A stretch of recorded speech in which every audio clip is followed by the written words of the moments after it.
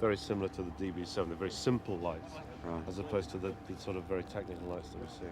The proportions on the vehicle are just, it makes the DB7 look a little sloppy. Yet the DB7 is one of the tightest proportioned vehicles on the road. Just take a look at that. Done. That's And made worked that well. the aluminium is a solid casting. I mean, the jewellery, Right. I think. Looks fantastic. I think so. Ian, that's a very clever. You've essentially. On the back too, it's solid. You know, but it looks solid. You want to touch it. That This goes all has the way come around. off And really well. This. It emphasises the whole form of the roof Yeah. tapering into the back, so it's got that drama. It's always pulling in. Well, it's taking a potentially negative design element and turning it into a statement. a positive Yeah. statement. and if It anything, picks the interior so well as well, doesn't it? Yeah. Okay, how much do you want for it, Bob? Oh, And we've used this quilting on the Yeah. roof and on the floor. It's Alcantara, so it's quite a tough material. Yeah. Okay, and it's leather you want to touch. It's leather you want yeah, to this is feel. that beautiful Butter soft leather. aniline leather, isn't it? Yeah. Super aniline. And in the storage bins, we'll have the same. We'll have the same thing. Again, we've lined the trunk ring. We just pop the bonnet for you. Let me show you the bonnet. Okay. See big toe-iters.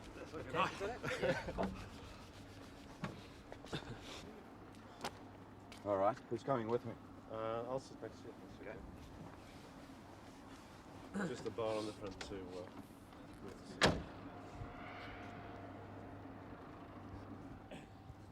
Right. It's a 4-point belt jack set.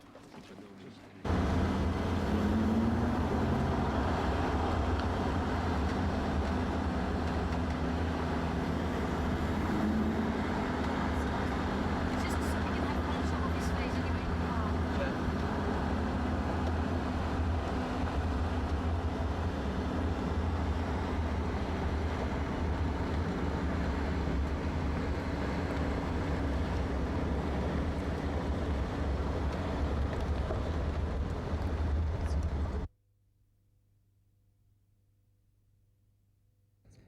Well, it was just a dramatic shock to me. It was mouth-watering to see the tautness of the body, and it was parked right beside the DB7, which I think is one of the most wonderful designs on wheels today in the automotive industry, and yet it just made the DB7 look a little soft, not as dramatic as I'm used to seeing it. So it was quite a sensation for me to see it, just as we went over the hill, and there it was in the little parking spot waiting for us. It was a wonderful sight.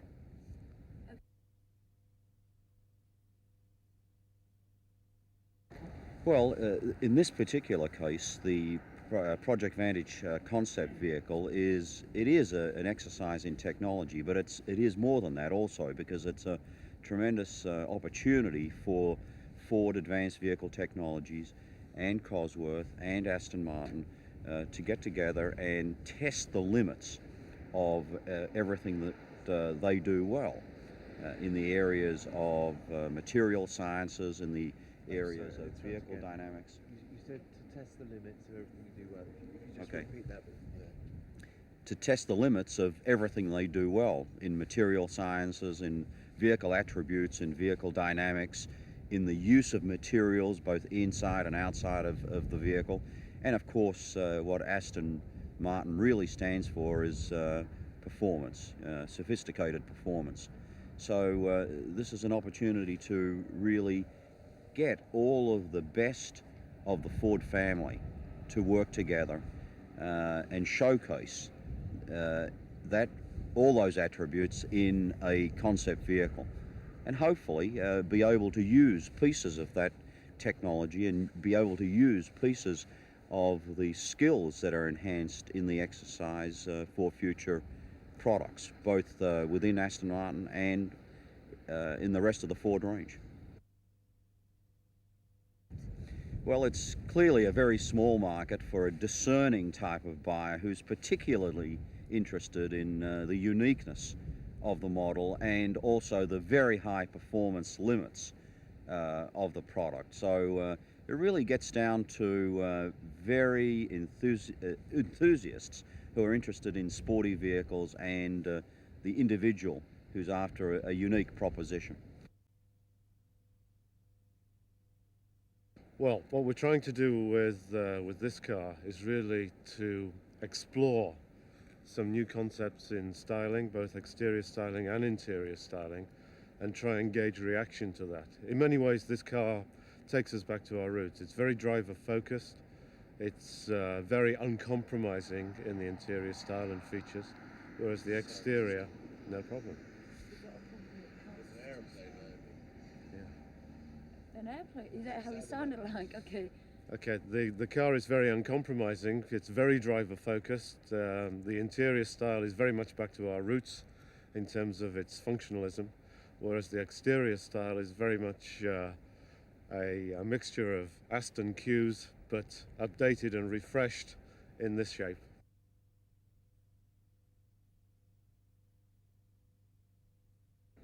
The car is quick for a number of reasons. Obviously the powertrain. The gearbox is very advanced, but most of all, it's a very low weight car, which gives you a lot of benefits, both in terms of performance, acceleration, but also in fuel economy. And the car is environmentally very good because it will meet all of the latest emission standards.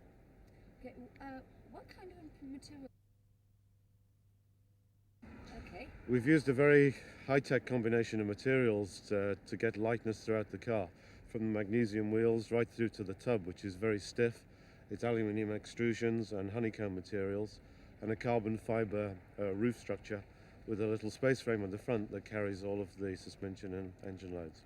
So that gives us good performance and good economy.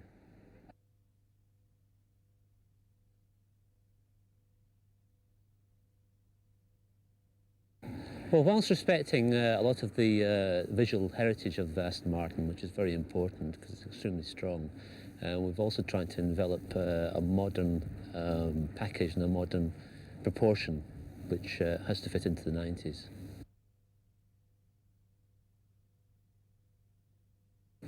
Well, to do anything as quick as this, you have to have a clear indication of what you want to do, and we started off with some very, very simple themes and ideas, and we turned those into reality in the space of a few weeks. There wasn't very much time to think. You have to have a clear vision of what you want at the end of it.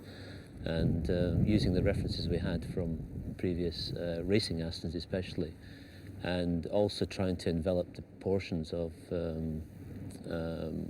cars we feel right for the 90s, we were able to pull this together very quickly. And the whole process of designing and modelling occurred in the space of a few weeks. As I say, we had to be very sure about how we're going to actually translate this into 3D, and we only had one hit at it really. That was it.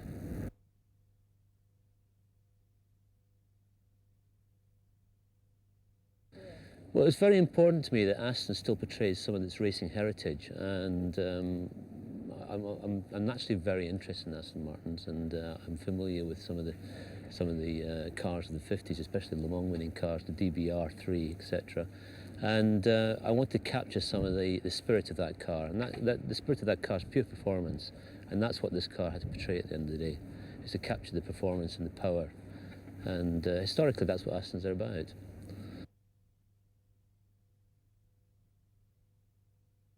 The underpan of the cars is completely smooth. It's, we work very hard to get the aerodynamics of the car to work under the car as well as over the car. And then the underpan runs into venturi at the back, which reduces the drag and reduces the lift. And that gives the car a much more pronounced stability, which is just as important now as top speed.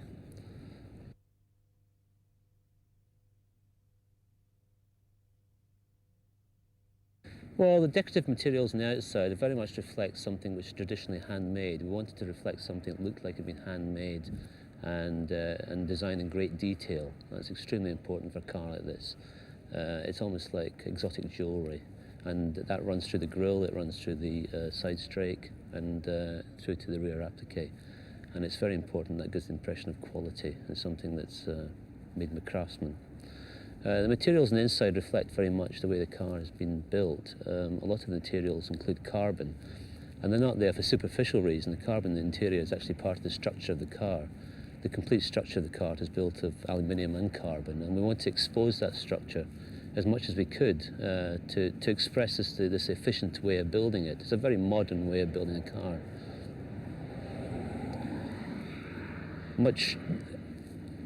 If you look back in the traditional ways of building cars, when wood grain was more apparent, that's derived from the fact that wood grain was in fact at one point a structural part of the car, and that's where it came from. And what we want to do is try and emphasize that this car is in fact built from other new modern materials, and unashamedly show it off to its full.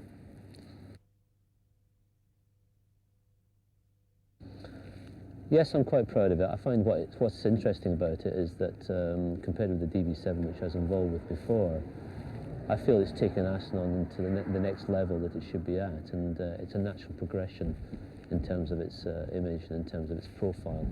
It works very well with the DB7. It's a different character of car, but at the end of the day, they complement each other very well. So yes, I'm quite proud of it, yes.